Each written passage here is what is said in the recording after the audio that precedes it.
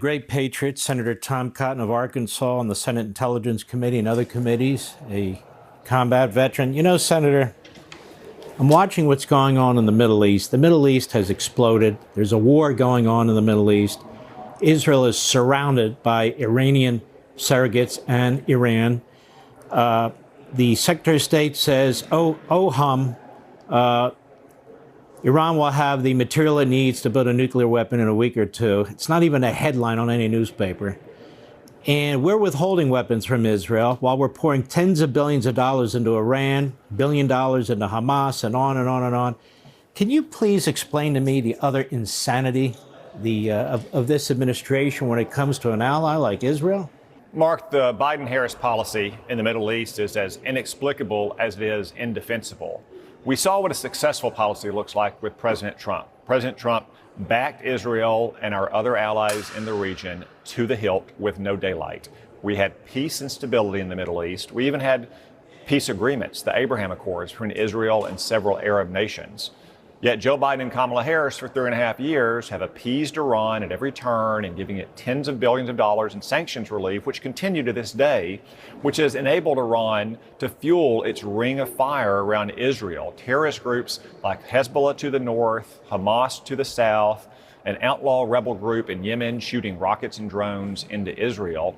And the Biden-Harris policy remains to put more pressure on Israel than it does on Iran and Iranian-backed terrorists. Probably the best example of this is what Kamala Harris said about a week ago when Prime Minister Netanyahu was in Washington.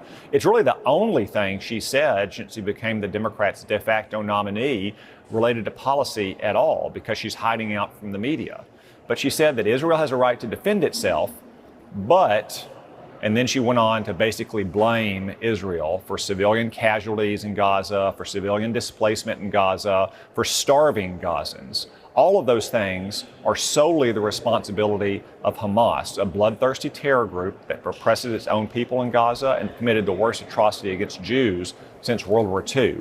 But Kamala Harris and Joe Biden continue to, in effect, blame Israel for all of that. And then, after Hezbollah to the north shot a rocket into Israel last week that blew to pieces 12 Israeli kids playing ball on a playground, what did Kamala Harris and Joe Biden do? They spent the next 3 days twisting the Israelis' arms as hard as they could to prevent them from retaliating. Thankfully, Israel didn't listen to them. They killed the leader of Hezbollah's precision missile program, who was also responsible for the 1983 Beirut barracks bombing.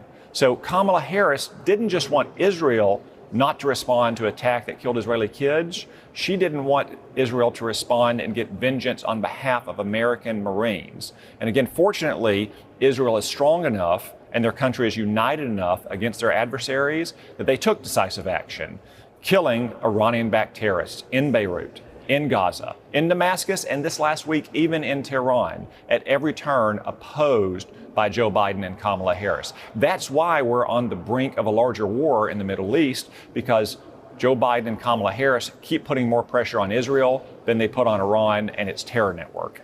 I mean, Senator, shouldn't the administration have thanked Israel for taking out that slob in Hezbollah, for him killing the lead man and killing over 240 Marines? I mean, we act like Israel's out of control, like there's some kind of child. Quite the contrary. Israel's on defense, and they are defending themselves, and they're defending us. Let me ask you something about Kamala Harris. She has said some of the most vile and loathsome things about the Israeli Defense Forces, about the Prime Minister of Israel. When you bring it up, she points to the fact, I have a Jewish husband. She might pick Josh Shapiro in Pennsylvania. Look, I'm Jewish. None of that means a damn thing. It's what you say, it's your policies, and so forth and so on. She came out, she defended the protesters, except for the extremists. They're all funded by the enemy, Iran, Qatar, and so forth, in our own country.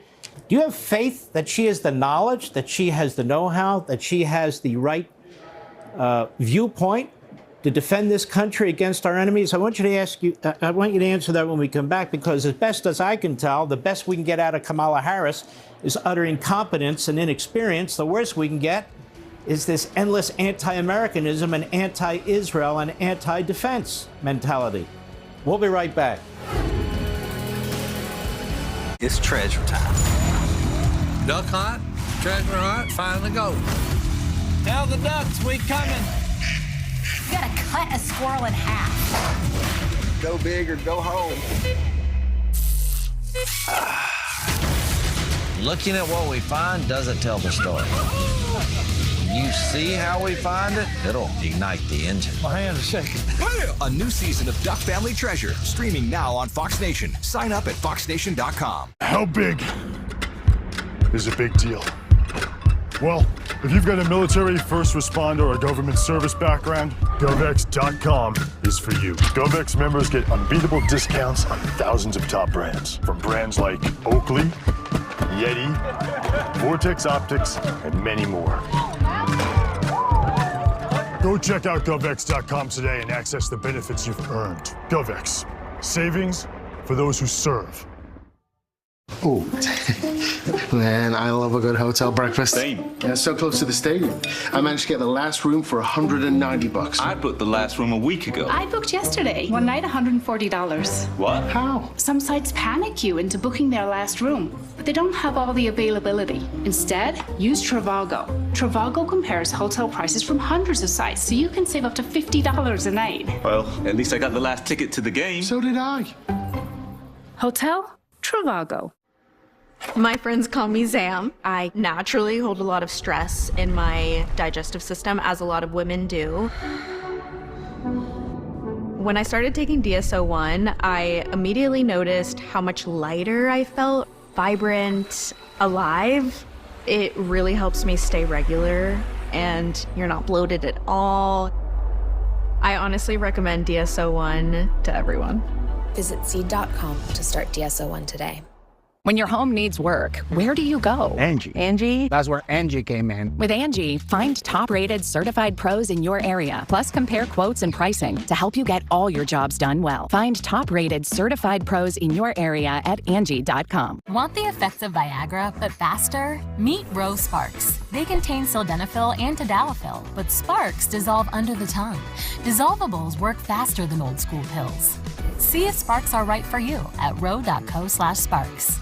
Live reaction to Trump's Atlanta rally. Get the impact on the Georgia battleground and what it means for his campaign. Mike Waltz and Tommy Lahren sound off tonight on One Nation.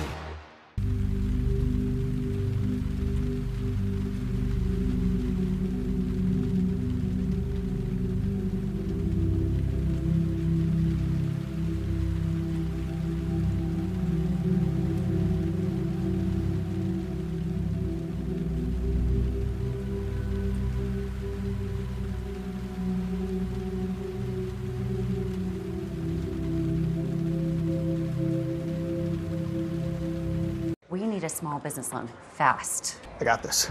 Loan Falcon! There's a better way to get a fast small business loan. Go to OnDeck.com, and if approved, get your funds as soon as the same day. Your loan is on deck.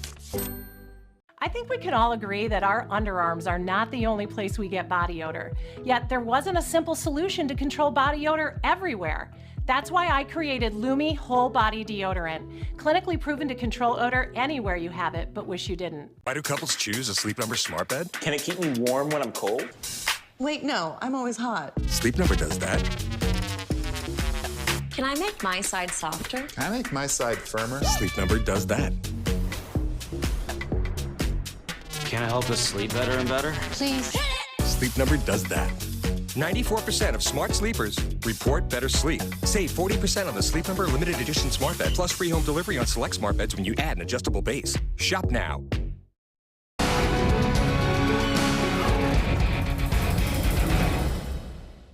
Welcome back, America. So, Senator Cotton, what recommends Kamala Harris to be president in any respect with respect to our defense, national security, and our nation's safety?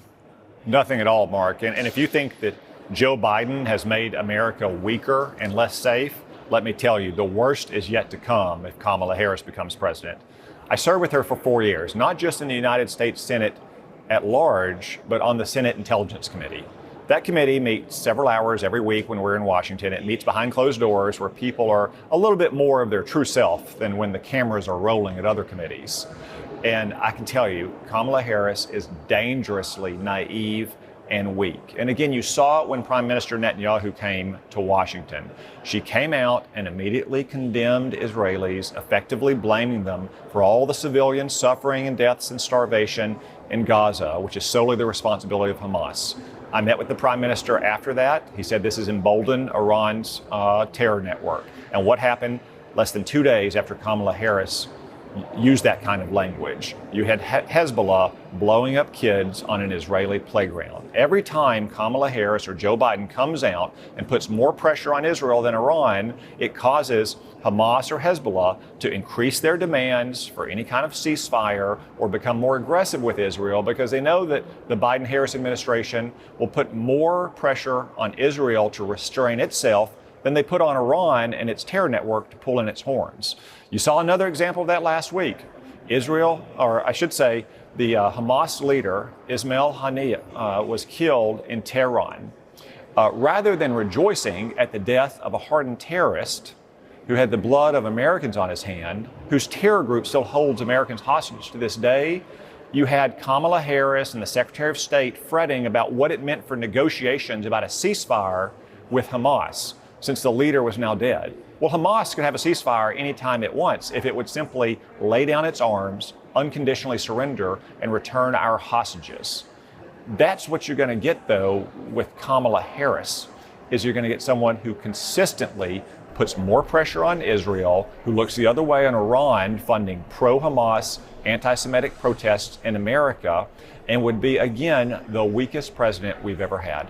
You know, Senator, just based on published reports right now, she's looking at possible Mark Kelly from Arizona and Josh Shapiro from Pennsylvania. This is very calculated. She has a horrendous record on the border. She was the border czar. She lies about Donald Trump on the border. She lies about this preposterous so-called bipartisan bill, which would have actually enshrined all of Biden's policies. Then you look at Pennsylvania, she's looking at Josh Shapiro being Jewish and pro-Israel. And I look at this and I think to myself, this is the remaking of Kamala Harris. She's lying like a rug. The media are lying for us. She's flip-flopping like a flounder on the beach all over the place.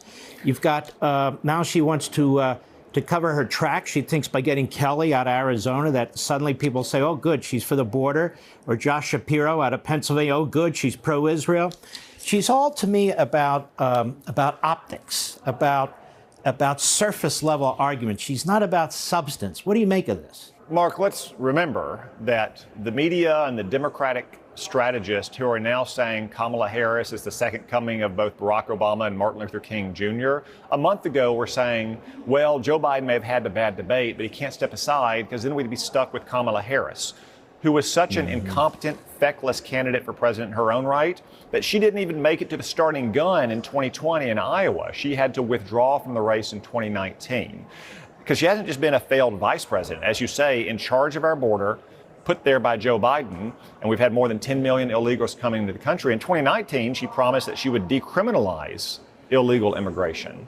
At the same time that we gave illegal aliens free taxpayer-funded health care, while she was also promising to take away most Americans' health insurance on the job and take away their firearms. Kamala Harris has a long record, and it's not obscure writings from when she was a high schooler. These are things that she promised to do on the campaign trail, yet the media right now is not airing that footage, and they're not even demanding that she come out and explain her own new positions because they know that she cannot do so. And that's what she really needs to do, is explain what direction she's going to take the country in if she becomes president. I suspect she's going to try to hide out for the next 13 weeks, but we shouldn't allow it to happen. You're right. No, she's hiding out. Joe Biden hid out because he had dementia. She's hiding out because she's just terrible. Senator Cotton, I want to thank you. God bless you. Keep up the great work. You're terrific. Thank you, Mark.